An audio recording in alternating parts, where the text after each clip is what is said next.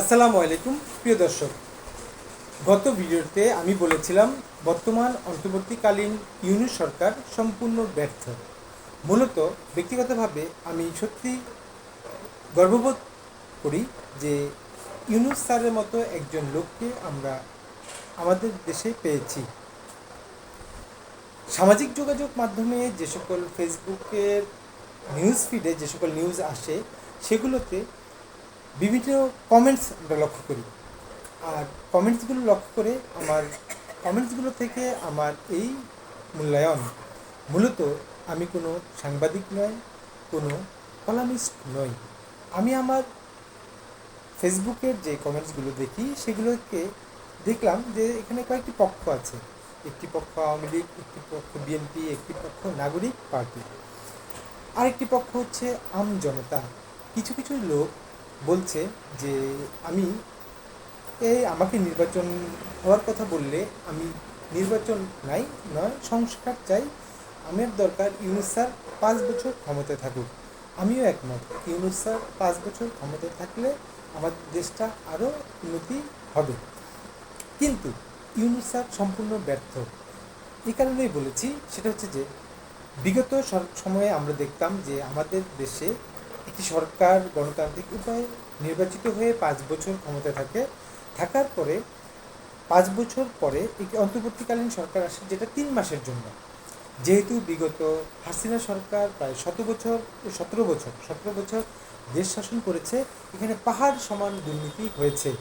যদি 5 বছরের জন্য 3 মাস পরে তত্ত্বাবধায়ক সরকার নির্বাচন দিতে পারে, তাহলে 5 বছরের জন্য 3 মাস, 10 বছরের জন্য 6 মাস, 17 বছরের জন্য প্রায় 9 মাস, 10 মাস। যদি সেটা হয়, ইউনূস সরকার যদি সফল হতো এ মাসে যদি নির্বাচন দিতে পারত সাধারণ জনগণের মতে কমেন্টসে, তাহলে ইউনূস সরকার সফল ছিল। কিন্তু যেহেতু নির্বাচন দিতে পারেনি, তারা ডিসেম্বর অথবা আগামী জুনে নির্বাচনের কথা বলছে। সুতরাং সেই প্রেক্ষিতে যেহেতু একটি নির্বাচনী সরকার 5 বছর ক্ষমতা থাকলে 3 মাসের ভেতরে তত্ত্বাবধায়ক সরকার সেটাকে সংস্কার করে নির্বাচন দিতে পারে, যেহেতু গত 8 মাসে প্রায় 9 মাসে বর্তমানে 9 মাসে যেহেতু নির্বাচন দিতে পারেনি, ওই দৃষ্টিতে বলা হয়েছে ইউনূস সরকার সম্পূর্ণ ব্যর্থ। বিএনপির চেয়ারপারসন, অ্যাক্টিভ চেয়ারম্যান, বলেছে যে যদি কেউ বিএনপির নামে কোথাও দুর্নীতি করে, চাঁদাবাজি করে, তাদেরকে পুলিশের হাতে ধরিয়ে দিন। তাহলে সাভারে চাঁদা না দেওয়ার কারণে ট্রলার ছিনতাই করে বিএনপি নেতা, তাহলে তাকে কেন প্রশাসন ধরতে পারছে না? কামরাঙ্গীচর থানার সিলেট বাজার এলাকায় 2 জন মানুষকে পিটুনিতে মারা গেছে। সেখানে ওই 2 জনের নামে নাদিম 35 বছর বয়স, মাসুম 29 বছর বয়স, তাদের নামে একাধিক মামলা রয়েছে। কিন্তু জনগণের পিটানোর মাধ্যমে বিচার বহির্ভূত হত্যা হচ্ছে। তাহলে এই বিচার বহির্ভূত হত্যা কেন এই সরকার, সফল সরকার যাকে 5 বছর দরকার, তিনি থামাতে পারছে না? এবং যখন আওয়ামী লীগ সরকার ছিল, আমরা বলেছিলাম যে আওয়ামী লীগ সরকার ব্যর্থ, এভাবে হত্যা হচ্ছে, তারা কিছু করতে পারছে না। গত ঈদ কেন্দ্রিক প্রায় 322টি সড়ক দুর্ঘটনায়, আরও কম হয়তো বা, সড়ক দুর্ঘটনায় 322 জন মানুষ মারা গেছে। যদি আওয়ামী লীগ সরকার ক্ষমতায় থাকতো, আমরা বলতাম যে রোডে দুর্নীতি, পুরনো বাসকে কালার করে ব্যবহার করা হচ্ছে, সেই কারণে এই দুর্ঘটনা ঘটেছে। তাহলে বর্তমান ইউনূস সরকার যেহেতু ক্ষমতায় আছে, তাহলে তারা এই মৃত্যুটা কমাতে পারেনি কেন? গাজীপুরে সিগারেট বিক্রেতাকে বাসায় নিয়ে বিকৃত কাম লালসার চারিত্রার্থে চেষ্টায় গলা টিপে হত্যা করেছে।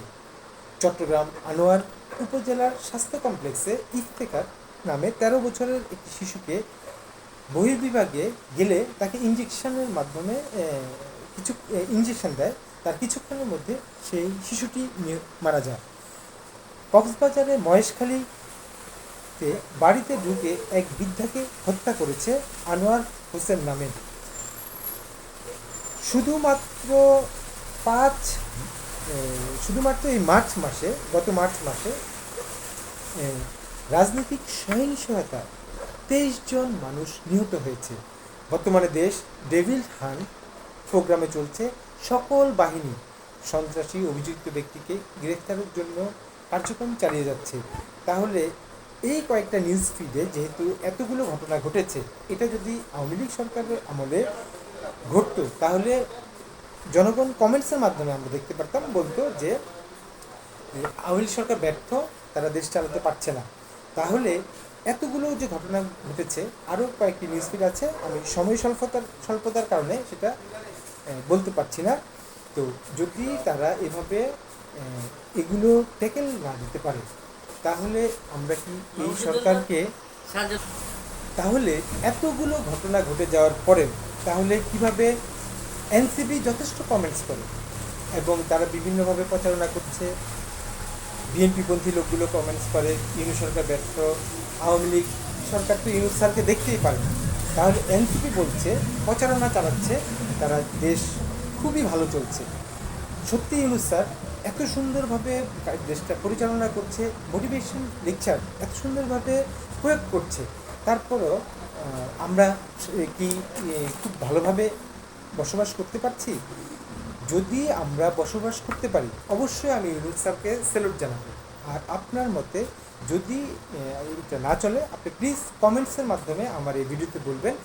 গত ভিডিওতে আমাকে এতগুলো বকা দেওয়া হয়েছে যে আমি সত্যি ফেসবুকে কোনো পোস্ট করতে লজ্জাবোধ প্রকাশ করি। প্লিজ আমাকে গালি দেবেন না। আমি যুক্তি দিয়ে বুঝিয়েছি ইউনূস সরকার সম্পূর্ণ ব্যর্থ। আপনার যুক্তিতে সফলতা কী সেটা আমাকে প্লিজ কমেন্টস করে জানান, গালি দিয়ে নয়।